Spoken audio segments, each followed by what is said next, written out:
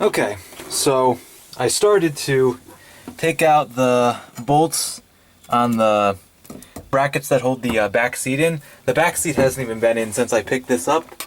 I think I took the back seat out almost right away. I mean, took the carpet and the back seat out at the same time, and that was like a week after I got this.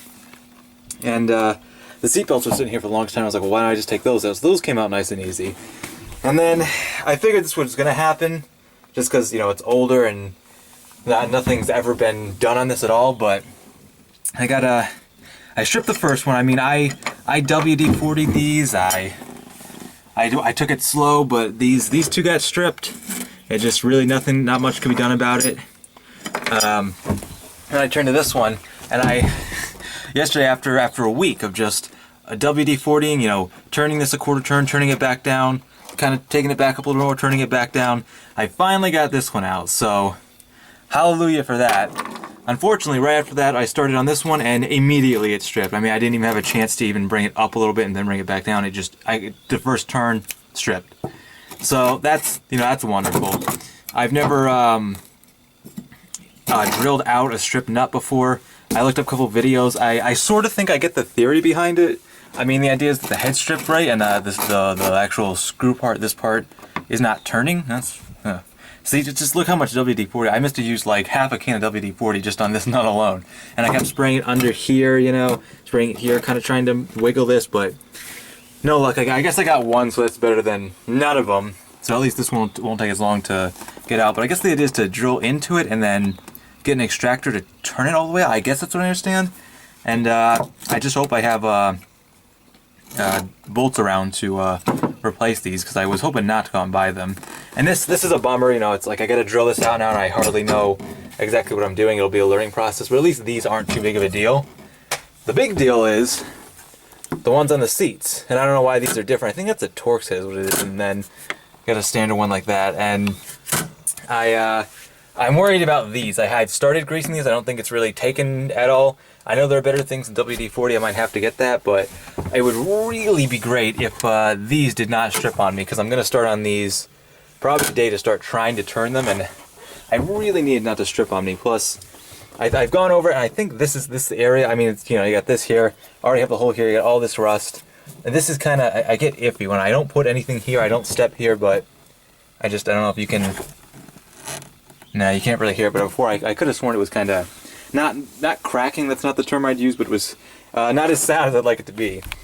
And then of course I got to get this out too. I haven't tried to really attempt to get this out, because the seats, I mean, they got to come out today. I'm gonna be trying to see if I can drill one of these on the other one over here, since that'll be easier. And I'm probably gonna take this out, but I did finally get everything I've ordered for this Jeep, so my arsenal is all set. I did an unboxing on the POR15 stuff, and that's what I'm thinking about using. I'm debating whether to use that today. And I'm still not totally sure if, I mean, I gotta get the POR15. I mainly got it. It should be, I've heard of the little 4-ounce can goes a long way. But I mostly got it for the other side of this and some of the rest underneath. But I'm thinking now that it'd be a really smart idea to use it here and like all around, just here. And in the front too, could probably use it a bit. It's not as weak though. That's what I'm worried. And it goes back to the fact that I got a hole here, and I wanted to take a piece of the sheet metal, and I was just going to cut out a piece to fit like right about here, which is going to be tricky here. But then, because there's nothing to rivet into that, I'm really kind of nervous about this. So maybe you'd be able to go this way. I'm not totally sure. I really got to think about this and really plan this out. But I can't have a hole here. I can't.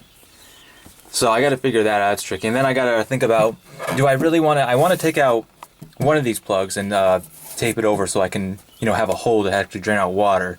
But do I want to take them all out is what I'm wondering. I have some in the front too. Do I want to take this one out? Is it really that important? Should I just take like this one out or both? That's what I'm kind of going over right now. This one's not even as well done. I don't know. I hope this probably isn't too rusty in here. I'm probably going to dig these out next week. I mean, it's not even in there really that well, but dig it out. And then, yeah, if the POR15, I've heard a lot of people say that can does go a long way, so maybe I can do the undercarriage. Maybe that'll really strengthen up. That'll be really, really good for underneath here, because I'm shaky about this, and then use the rest to do it in here. Maybe that can strengthen that up, and that would be really, really nice. That'd be really good. But yeah, today's just going to be a day of making some space, getting my stuff sort of ready all together.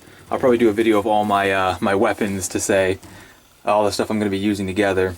And I'm going to start trying to do some like prep work, some like prep groundwork, just to kind of get a feel for it, kind of have everything sort of ready to be prepped, and then I'll actually do the prep and then do the stuff. So this is kind of the beginning, not the beginning of the end, but the beginning of the journey, the first step, I suppose. So let's hope it goes well, right?